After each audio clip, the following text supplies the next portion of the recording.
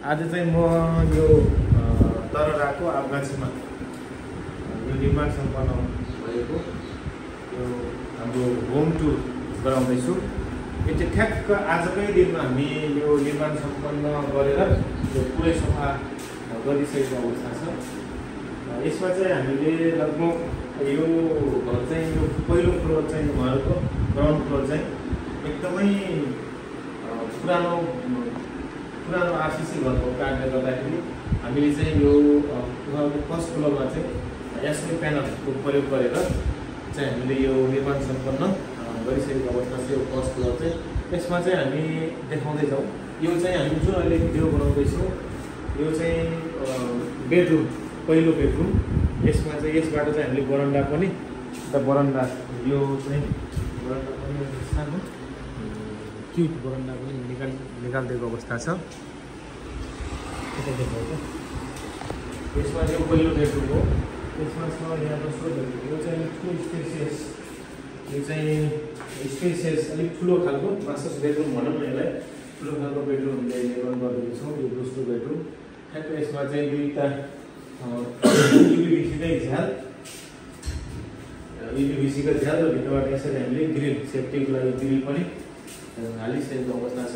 एकदम उहाँहरू यो सर्नको लागि एकदम तयारी अवस्थामा हुनुहुन्छ। भोलिसम्मबाट भोलि नै सर्दै हुनुहुन्छ उहाँहरू। र यो दोस्रो बेडरुम। अब आउनुहोस्, यो हामी तेस्रो बेडरुम। यो चाहिँ पनि ठिकको यो 11x11को हामीले सानो स्पेस भएको कारणले गर्दाखेरि 11x11को पनि यहाँ एउटा रुम एडजस्ट भएको छ, बेडरुमै हो। यसमा चाहिँ सिङ्गल झ्याल, यो 4x4को एउटा ग्रिल सेपको एउटा झ्याल निर्माण फिटिङ गरिएको छ। यो पनि राम्रै 11x11को राम्रै बेडरुम यसमा चाहिँ त्यो पनि एडजस्ट गरिएको छ। यो हाम्रो चाहिँ लिभिङ रुम। यो लिभिङ रुम पनि ठिक्कको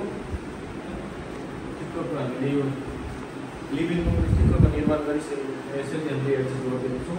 यसमा चाहिँ एउटा झ्याल पनि देखाइदियो, एउटा झ्याल होइन, एउटा झ्याल। अब यहाँ चाहिँ टिभी सोकेस उहाँहरूको यो स्पेसमा चाहिँ टिभी सोकेस बन्नलाई बाँकी नै छ। अब यहाँनिर चाहिँ टक्क सोफा राखेर उहाँहरू चाहिँ अब सर्दै हुन्छ, सम्मबाट भोलि नै सर्दै हुन्छ। यसमा हामीले यो टाइलिङहरू पनि सबै हामीले नै गरेको हो। यो हामी स्टिलबाटै गरेको हो। यो फल सिलिङ देखाउनु। यो फल सिलिङमा चाहिँ हामीले जिप्सन बोर्ड 12 इन्चको जिप्सन बोर्ड युज गरेको छौँ। यो घर धनीहरूकै डिजाइन अनुसार यसरी जस्तोसुकै डिजाइन पनि गर्न सकिन्छ यसमा। र यसमा हामीले यो घरमा चाहिँ मोडुलर किचन पनि निर्माण गरिएको छ। यसरी यो चिम्नी, यो ड्रहरू सबै हामीले नै रान्सीबाटै गरेको हो।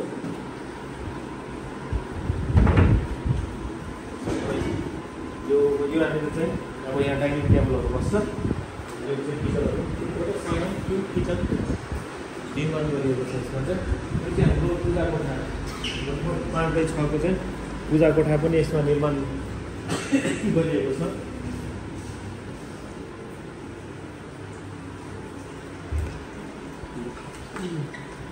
यो चाहिँ हाम्रो टोइलेट बाथरुम, एउटा एकदम spacious toilet plus bathroom attach भएको कारणले गर्दाखेरि दुइटै अलिकति ठुलो स्पेसमा 5x7को निर्माण गरिएको छ। यसमा चाहिँ 5x7को भेन्टिलेसन कम्फोर्ट सब गिजर सिस्टमबाटै प्लम्बिङ गरिएको छ। यो चाहिँ हाम्रो दोस्रो बरन्डा, एकदम यो चाहिँ उत्तर साइडको यो एकदमै राम्रो बरन्डा चाहिँ हामीले यहाँनिर बनाएको छौँ। खासमा यो घरमा चाहिँ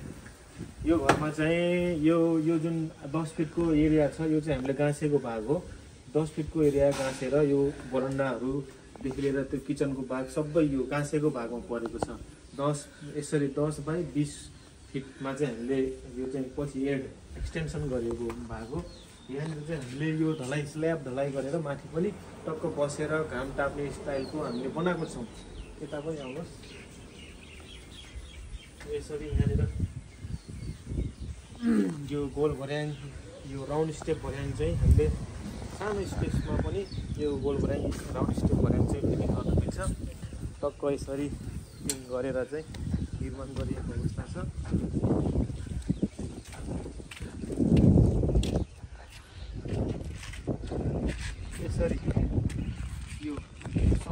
चाहिँ बाहिर पछि एक्सटेन्सन गरिएको भाग हो।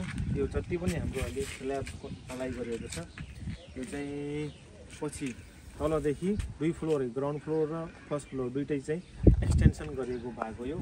यसमा चाहिँ रेलिङदेखि लिएर सम्पूर्ण कामहरू रान स्टिलबाटै हामीले गरेको हो। यसमा चाहिँ हामीले यो देखाइदियो यो यसमा चाहिँ एसओई प्यानलको रूप नभएर यो चाहिँ हाम्रो प्रोफाइल जस्ता भन्छ हामीले यो चाहिँ ह्याप्पी 45 mm को प्रोफाइल जस्ता एचस्पेन सिट चाहिँ प्रयोग गरिएको छ।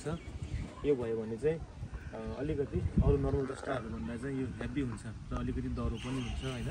त्यसरी हामीले यो घर निर्माण गरेको छ। अब यो घरमा अरू कुराहरू गर्नु पर्दाखेरि चाहिँ हामीले यो आउटर वाल चाहिँ 75 mm को आरपी प्यानल र यसको भित्री पार्टिसनको वाल चाहिँ 75 mm कै फ्ल्याट प्यानल हामीले युज गरेको छौँ।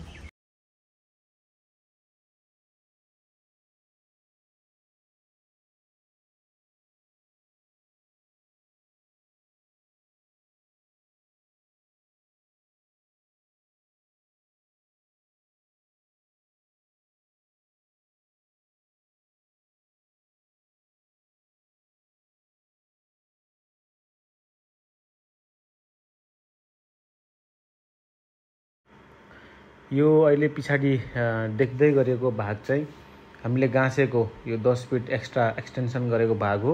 यो चाहिँ ग्राउन्ड फ्लोरदेखि फर्स्ट फ्लोरसम्म नै हामी चाहिँ यो घरभन्दा बाहिर गाँसिएको स्ल्याब ढलाइ 2 फ्लोरै स्ल्याब ढलाइ गरेर गाँसिएको भाग हो। यसमा चाहिँ हामीले फर्स्ट फ्लोरमा चाहिँ गोल्ड भर्याङ पनि जडान गरेको छौँ। हामीले अहिले ठ्याक्कै आज लगभग 3 महिनाको पिरियडमा चाहिँ हामीले यो घर सम्पन्न गरिसकेको छौँ। यसमा भनिहालेँ मैले 3टा बेडरुम, एउटा लिभिङ हल, किचन, डाइनिङदेखि लिएर पूजा कोठा, 2 साइडमा बरन्डा, एउटा toilet bathroom, common toilet bathroom सबै नै हामीले फुल फिनिसिङको काम फर्स्ट फ्लोरको जति सब फुल फिनिसिङको काम हामी आफैले गरेको हो। यो चाहिँ हामीले अब कस्टको कुरा पनि गरिदिइहालौँ।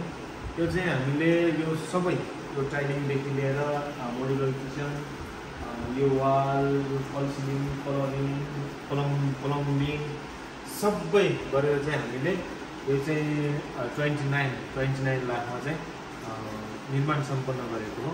तपाईहरुलाई पनि एसओई प्यानल को प्रयोग गरेर घर, रुम, स्कुल कुनै पनि स्ट्रक्चरहरू चाहिँ बनाउनु परेमा हामीलाई सम्पर्क गर्न सक्नुहुन्छ। हाम्रो अफिस चाहिँ धरानको औद्योगिक क्षेत्र 3 कुनेमा छ र हाम्रो कन्ट्याक्ट नम्बर मेरो चाहिँ 9802762821 हो र हाम्रो हरि सर पनि हुनुहुन्छ।